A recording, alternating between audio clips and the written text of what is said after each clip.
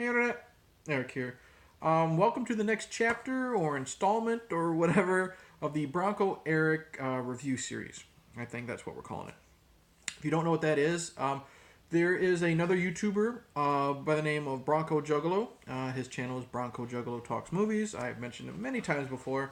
And he's a guy I met within the last 6 months. He's just like me, everyday guy, talks movies, says his opinions. And then we decided to do like a collaboration series where one person says, you got to review this and tell me your thoughts. And then after that, that person says, you got to review this and so on. I have a whole playlist for this, my reviews and his. I think the playlist is called the Bronco Eric Reviews Challenge or whatever. You'll see it. And last time, it was his turn to make me review something, and out of the kindness of his heart, he sent me a copy because he really wanted me to see this. And he didn't know if I had a copy. I said I didn't. So he sent me, and I am going to discuss Fanboys. Now, if you're new to my channel, welcome. I do discuss plot spoilers, specific scenes, what have you. So watch at your own risk. This came out in 2009? Okay. Basic plot is it takes place in 1998, I think. Roughly around there, whenever The Phantom Menace came out. And we are following four friends here. And we find out that that one friend by the name of Linus, who is played by Christopher Marquette, you probably can't see him very well, from Freddy vs. Jason. He's dying of cancer. And they're huge Star Wars nerds, comic nerds, and before Linus dies of cancer, they have the idea of going on a road trip to Skywalker Ranch and stealing the print, the final cut of the Phantom Menace, so they can see it all together before Linus dies. Basic plot in a nutshell. I said Bronco sent this to me out of the kindness of his heart. So if I ended up hating the movie, it didn't cost me anything. He said I could keep it. But this was fucking great. Had a lot of fun. I am a Star Wars fan. I wouldn't say I'm a nerd, but I am a big Star Wars fan. So he knew this, so he thought I would enjoy this. Let's get down to it. The characters. Loved every one of them. First off, let's talk about their leader. I guess the leader. Hutch. Probably my favorite character of the film. He is probably the biggest of all of the nerds when it comes to Star Wars. It's his van that they take to get to Skywalker Ranch. He's the one with the majority of the references. Like his van even has the Rebel Alliance insignia painted on it. He's got a R2-D2 droid on top of it. He's a lot of fun. He is the guy he's probably the guy like at the party that always wants people to have fun, even at his expense. And I bought it. He was Dan Fogler from Balls of Fury. Never saw it. He was also in that shitty movie Good Luck Chuck. But here he's a lot of fun. I love him. My favorite character. And all these people have great chemistry with each other, whether they're arguing or cracking jokes at each other. So much fun. And I like how one of my favorite scenes is when they've broken into the ranch and they've gotten into like the vault, with all the memorabilia, and he's like a kid again. Like all of them are, but he's like the biggest kid there because not only does he, gawk over like the Star Wars stuff, he finds Indiana Jones' hat and puts it on and stuff like that. It's just he's really cool to see his performance. He's not just funny; he's very sweet. Like him a lot. Then we have Windows. He's called Windows because he's always on the fucking computer. He's played by Jay Baruchel. Don't know. He was in, I don't know if he was in 40-Year-Old Virgin, but he was in Knocked Up. He's the skinny kid. He's got maple leaf tattooed on him. He thought his big thing is he's chatting online with someone who I think was called Rebel Leader or Squad Leader, something like that. and they said that they had. This is one of the funniest jokes. Um, they said they had plans to like the security of Skywalker Ranch, so they're going to Texas to meet this person, which he's also fallen in love with online, and find out it's an underage girl, which causes a whole bunch of problems and causes them to get beat up by Harry Knowles, played by Ethan Suplee, in a hilarious scene. And his other thing is where he falls in love with Kristen Bell. I don't remember her name in this movie. Zoe? I could be wrong. She's a lot of fun too. She's like one of the guys, which is an ongoing thing because she likes Windows. Windows likes her, but they don't realize it because he too much thinking like she's one of the guys type of thing. She's a lot of fun too. She is one of the guys. You know, she just like these guys. She's into Star Wars, but she's into not putting up with their crap, and you know she throws it back at them. And then you got the other two as well, more straight laced. You got the leader, I guess, named Eric. I think his name is Eric. He's played by Sam Huntington. Who is he from? Or what was he from? Not another teen movie. And then, like I said, Christopher Marquette from Freddy vs. Jason, who does a great job in this. He's very likable, unlike in Freddy vs. Jason.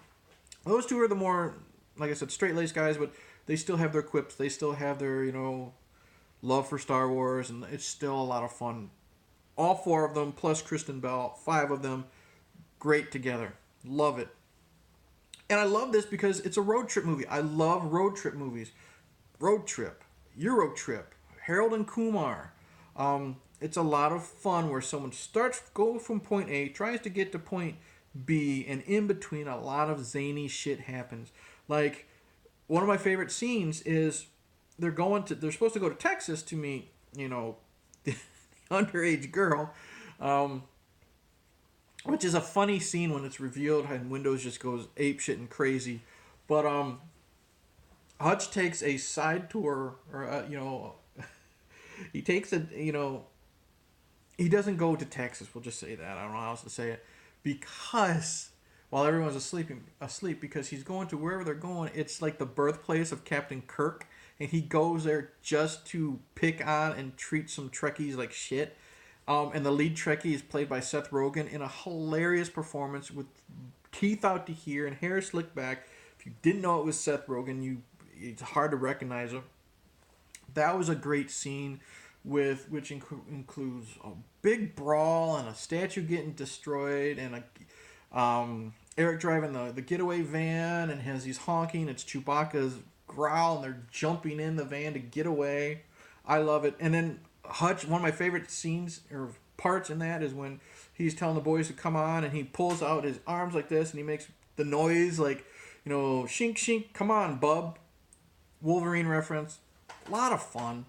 So I love that scene. And then more stuff happens. They end up going to Vegas because that's where they gotta meet Scruffy Nerf Herder.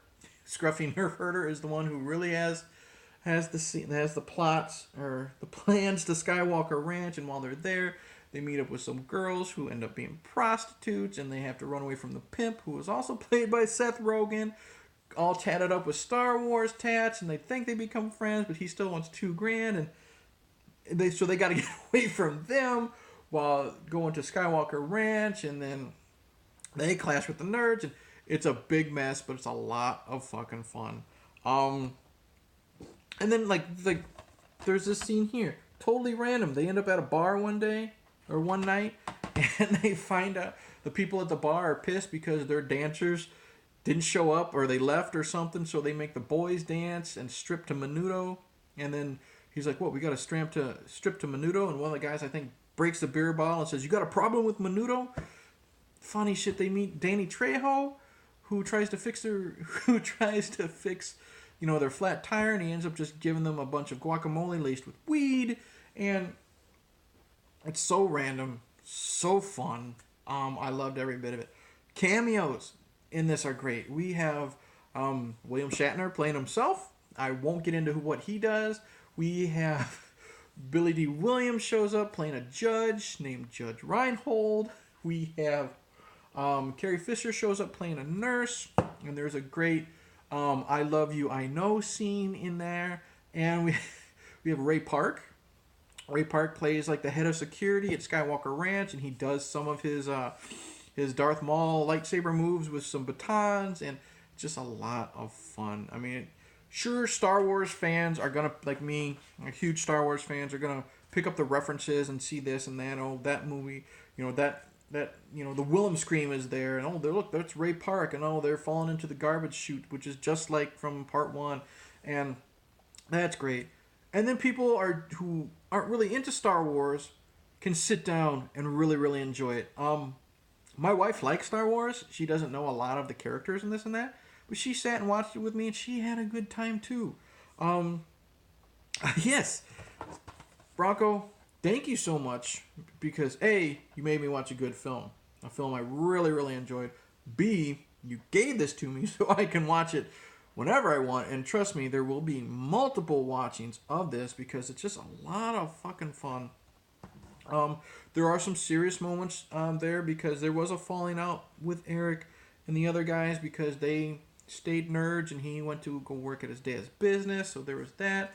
There was a dramatic scene where they're almost either they had just completed their mission, and then there's this nice scene with Eric and Linus, and Linus is basically saying what's going to happen, this and that, and they kind of make their amends. That's a nice, sweet scene.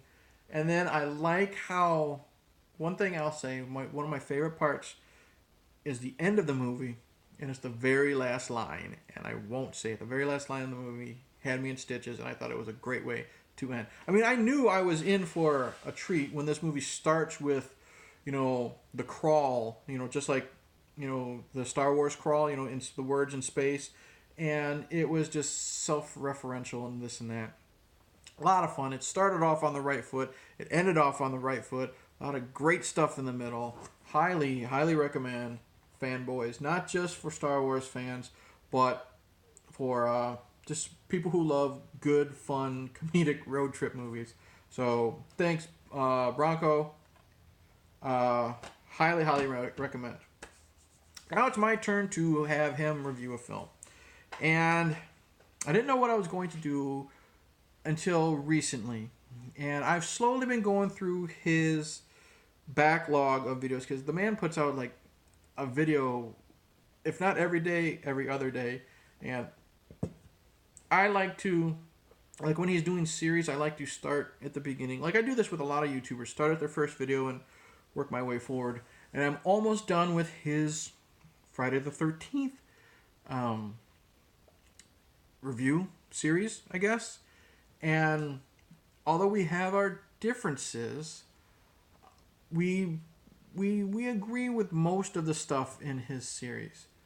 I just finished his video for Jason Goes to Hell, and he absolutely loathes that one, which is fine. There's a lot we disagree on, but so what I like is with this Friday the 13th series, he's doing it with his friend Bill, and a lot of